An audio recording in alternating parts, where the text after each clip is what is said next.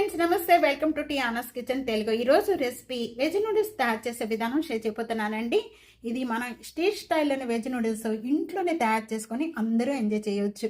రండి, ఇది ఎలా తయారు చేయాలో చూసేద్దాం. చాలా అంటే చాలా టేస్ట్గా ఉంటుందండి. తప్పకుండా ఇదే విధంగా తయారు చేసి మీకు ఎలా ఉందనేది నాకు కామెంట్స్లో తెలియజేయండి. అలాగే సబ్స్క్రైబ్ చేసుకోండి, లైక్ చేస్తూ ఉండండి. హాయ్ ఫ్రెండ్స్, ఈరోజు వెజ్ నూడిల్స్ తయారు చేసుకోవడానికి ముందుగా కావాల్సిన ఐటమ్స్ క్యాబేజీ, క్యారెట్, క్యాప్సికము, ఒక్క పచ్చిమిర్చి, ఆనియన్లో ఒక హాఫ్ ఆనియన్ ఈ విధంగా సన్నగా పీసెస్ కట్ చేసుకొని పెట్టుకోవాలి. 1 tablespoon soya sauce, 1 tablespoon black pepper, 1 tablespoon టమాటా సాస్, ఆయిల్ ఒక 3 లేక 4 వెల్లుల్లిపాయ రెబ్బలు, టేస్ట్కి సరిపడా salt, homemade chilli sauce అండి, రెడ్ చిల్లీ సాస్.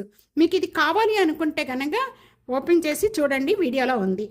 నేను ఇక్కడ అక్క నూడిల్స్ యూజ్ చేస్తున్నాను ఈరోజు. ఇప్పుడు ఇవి కావాల్సిన ఐటమ్స్ ఇప్పుడు తయారు చేసుకునే విధానం చూద్దాం. నూడిల్స్ తయారు చేసుకోవడానికి ముందుగా ఇక్కడ మనం ఈ నూడిల్స్ అండి, అక్క నూడిల్స్ తీసుకుంటున్నాను. మీరు ఏ నూడిల్స్ అయినా తీసుకోండి. బాయిల్ అవుతున్న వాటర్లో ఈ నూడిల్స్ అనేది దీంట్లో వేసేస్తున్నాను. ఇంకా దీంట్లో ఏమైనా అవసరం లేదండి, హై ఫ్లేమ్లోనే పెట్టేసుకోవాలి. 5 మినిట్స్ ఈ విధంగానే ఉడికించుకోవాలి నూడిల్స్. ఇక్కడ నూడిల్స్ అంతా కూడా బాగా ఉడికిపోయినాయండి. ఈ విధంగా మనకి ఒక్కటి తీసుకొని ఈ విధంగా ఇలాగ ప్రెస్ చేసేస్తే కట్ అయిపోవాలి, పీస్ వెంటనే కట్ అయిపోవాలి.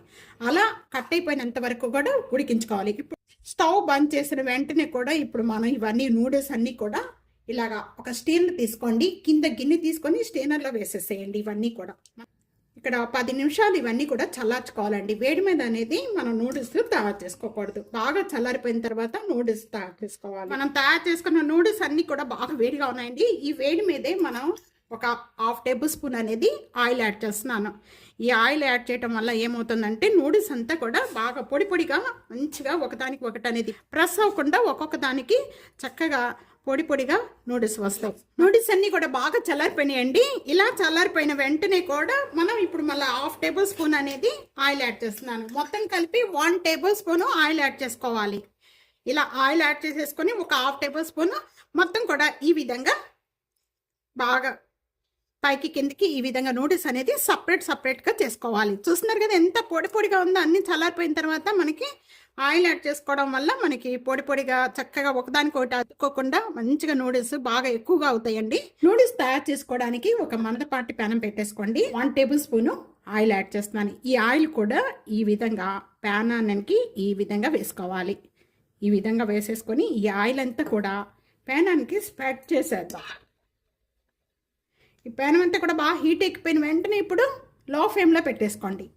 లో ఫ్లేమ్లో పెట్టేసుకొని ఇప్పుడు మనం ఇక్కడ వెల్లుల్లిపాయ రెబ్బలు యాడ్ చేస్తున్నాం, పచ్చిమిర్చి రెబ్బలు బాగా వేగిపోయిన వెంటనే కూడా ఇప్పుడు నేను క్యాప్సికమ్ యాడ్ చేస్తున్నానండి, క్యారెట్, అలాగే క్యాబేజీ, ఉల్లిపాయ.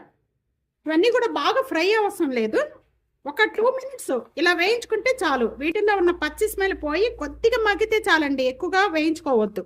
వెజిటేబుల్స్ అన్ని ఈ విధంగా మగ్గిపోయిన వెంటనే కూడా ఇప్పుడు మనం దీంట్లో సాల్ట్ యాడ్ చేసుకోవాలండి. సాల్ట్, బ్లాక్ పెప్పర్ పౌడర్, అలాగే ఇక్కడ టమాటా sauce, spoon soya sauce, table spoon red chilli sauce. ఇదంతా కలుపుకున్న వెంటనే కుక్ చేసుకున్న నూడిల్స్ అన్నీ కూడా ఇప్పుడు యాడ్ చేసుకుందాం. చూస్తున్నారా ఎంత పొడి పొడిగా ఉన్నాయండి నూడిల్స్. హై ఫ్లేమ్లో పెట్టేసేసుకొని చూస్తున్నారా, కలర్ చూసారా, ఇలా కరెక్ట్గా ఉన్నాయండి. మనం ఒక ప్యాకెట్కి అక్క నూడిల్స్ తీసుకుంటే మనకి అన్నీ కూడా 1 టేబుల్ స్పూను ఈ విధంగా పడుతుంది. ఇప్పుడు మనం తయారు చేసిన నూడిల్స్ అన్నీ కూడా ప్లేట్లో యాడ్ చేసేస్తున్నాను. వెజ్ నూడిల్స్ రెడీ అయిపోయినాయండి.